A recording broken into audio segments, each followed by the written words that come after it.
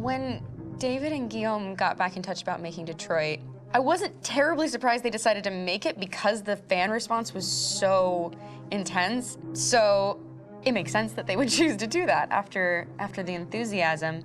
It was a challenge, and it was just an interesting thing to get my head around how to approach this character now as a different, much older person, and whether or not she had changed. And I'm very happy to say that with Detroit, I've had the opportunity to see Kara grow so much more than I ever expected.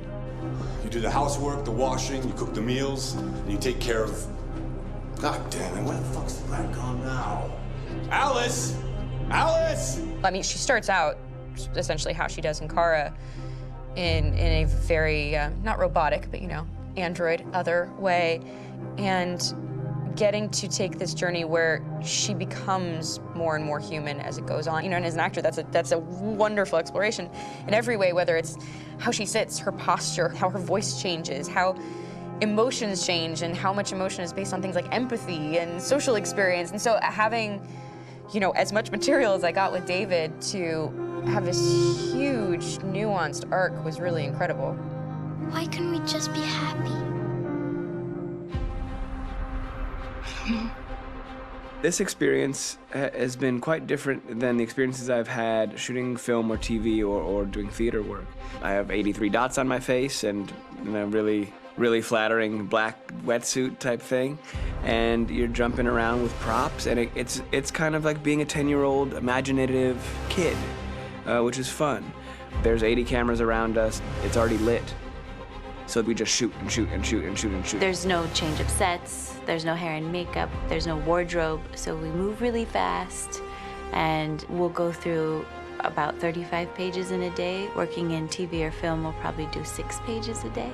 It's kind of acting boot camp. It's like working out constantly. I mean, you're doing this thing, and then you got to do something that's completely other back to back to back. And so that kind of process of working is very challenging, but it's also very exciting because you just have to keep coming up with new ideas, and your head goes all over the place because you're trying to keep track of basically 4 different storylines for each different response. You shot that girl, for fuck's sake. It was a machine that looked like a girl. Yeah, I know what I should have done. I just told you I couldn't. All right, I'm sorry.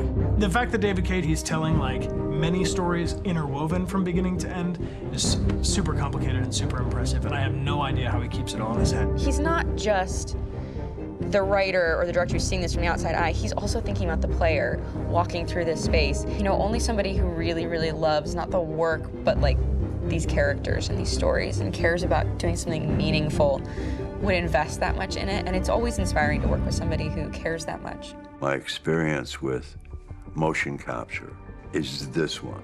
And I found it sort of terrifying in a way, because they said the computer's going to build you. But then, as we got into it, I realized all the elements of it were still artistic. I just dipped into a really brilliant setup here. I've never seen anything like it. And this won't turn me into a product because I was playing a character.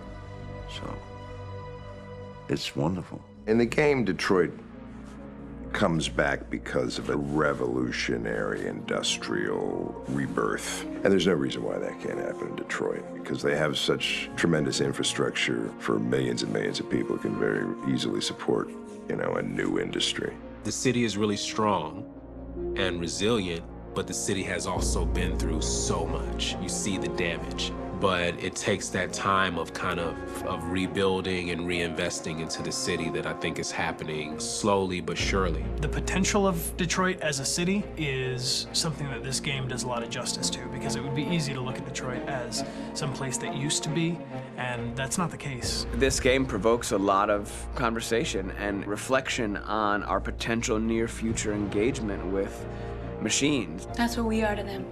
Just merchandise on display in a shop window. I think that a group that feels marginalized, feels like they deserve and have earned access to themselves and the environment around them, and are trying to figure out a way to articulate how to get freedom. What was I designed to be? Their slave? Their toy?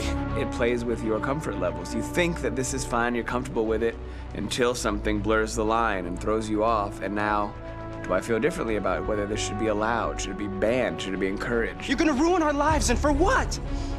For a bunch of machines? They are not machines! They are alive! I'm alive! You're alive! They're nothing! There are lots of comparable comparisons to any type of persecution of religion, race, etc., dating way back. It can't just be a video game where you shoot 'em up or where people make these choices to do whatever. I think that's the whole point. You have the choice, and you can either choose to go in one direction with your character or another. And I think that's going to be very telling about the gamer. Very telling. I think there's going to be a really strong reaction to this game, which has such a strong perspective. I'm that much more proud of it now to get to be a part of it because it's important. In this game, you're actively building and designing the character through not just what kind of shield does he have or what color hair does she have, but like their temperament and the way they deal with problems. The different endings to this game are so radically different based off maybe seemingly insignificant choices in the moment, but like life, they all add up. And can't play life again, though.